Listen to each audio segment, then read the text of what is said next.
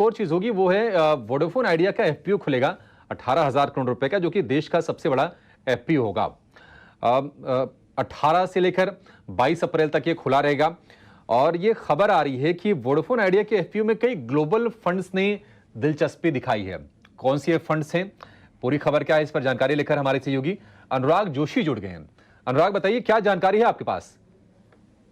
Vodafone idea की 18,000 करोड़ रुपए की एफपीओ, जो कि भारत में अभी तक की सबसे बड़ी इस तरह की इक्विटी सेल है, उसमें कई दिग्गज अंतर्राष्ट्रीय और राष्ट्रीय निवेशक पैसा डालने की तैयारी में हैं। सूत्रों ने 18 हाउस स्वदेश को बताया कि इनमें Fidelity, GQG partners, SBI mutual fund, Aditya Birla Sun Life mutual fund और एचडीएफसी म्यूचुअल फंड के नाम सुनने में आए हैं।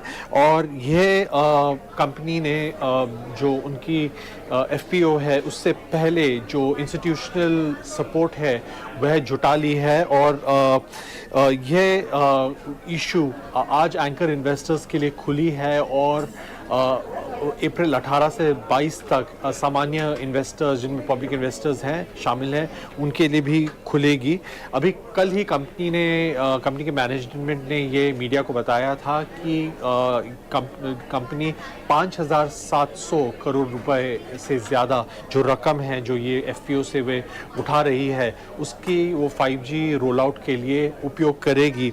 अभी इस एफपीओ के वजह से कुछ की शेयर होल्डर्स, जिनमें कि भारतीय सरकार भी है, उनकी जो शेयर होल्डिंग है वो घट जाएगी। और जो सरकार की शेयर होल्डिंग है वह अभी करीबन 33% है, वह घट के करीब 24% हो जाएगी। आदित्य बिरला के जो प्रमोटर कंपनियां हैं, जिनकी जो शेयर होल्डिंग अभी 18% है, वह भी घटकर थोड़ी कम हो जाएगी, लेकिन 15% से ऊपर रहेगी, यह सूत्रों ने हमें बताया है।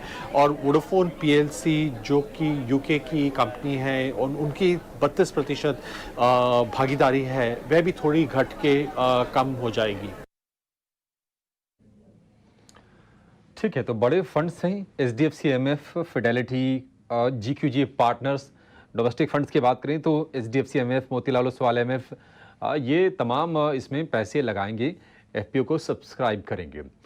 अविनाश जी, आज मैं शायद एक कोटक की रिपोर्ट देख रहा था जिसमें कि यहाँ से वोडाफोन के लिए सिनेरियो थोड़े से पॉजिटिव होने की उम्मीद जताई गई है। आप कैसे देख रहे हैं इस एफपीओ को? क्योंकि देखिए, जो सरकार का ही जो बकाया है 2 लाख करोड़ रुपए से ज़्यादा का है, 5G का रोल आउट करना है, 5G के लिए 5,000 करोड़ रुपए के आसपास ये रकम इसमें से अलग करेंगे। आपको कितना कन्विक्शन आ रहा है वोडाफोन को लेकर सर? क्या इस एफपीओ में आप भी सब्सक्राइब करने की सलाह देंगे या फिर ये दूर रहें इससे?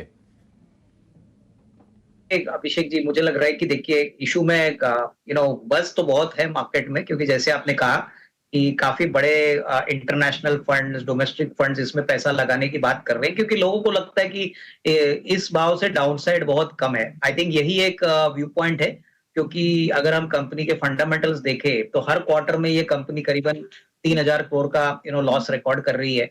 और अभी जो पैसा ये रेस कर रही है वो ज्यादातर 5G नेटवर्क को रोल आउट करने के लिए है। कर्जा तो अभी भी काफी सिग्निफिकेंटली हाई है।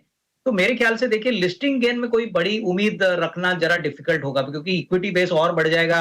अर्निंग्स ग्रोथ की अगर हम बात करें तो अभी तो अर्निंग्स पॉजिटिव नहीं है। तो मेरे ख्याल से जो शॉर्ट टर्म ट्रेडर्स है, जो लोग लिस्टिंग गेन्स के लिए पैसा लगाना चाहते हैं, इनके लिए मेरे ख्याल से कोई ज्यादा पोटेंशियल नहीं है। लेकिन हाँ, जिनको 1.5-2 साल का नजरिया लेके काम करना है, उनके लिए 10-11 रुपए में डाउनसाइड काफी लिमिटेड है। उनके लिए अगर होपफुली चीजें इंप्रूव होती है, आरपूस बढ़ते हैं, कर्जा कम होता है, तो हो सकता है कि ये कम से कम 16-17 रुपए भी हो सकता है, लेकिन ये टाइम लगेगा। लिस्टिंग गेन्स के पॉइंट ऑफ व्यू से मुझे नहीं लगता है किसी को अगर प्योरली लिस्टिंग गेन्स चाहिए तो उसको अप्लाई करना चाहिए, क्योंकि इक्विटी बेस भी काफी बड़ी बन जाएगी। तो आई वुड से दैट जिसको लंबा निवेश करना है, definitely one can give it a try, क्योंकि खोने के लिए बहुत कम है और बढ़ने के लिए अच्छा है। लेकिन शॉर्ट टर्म के लिए लिस्टिंग गेन में कोई बड़ा फायरवर्क्स एक्सपेक्ट ना करें।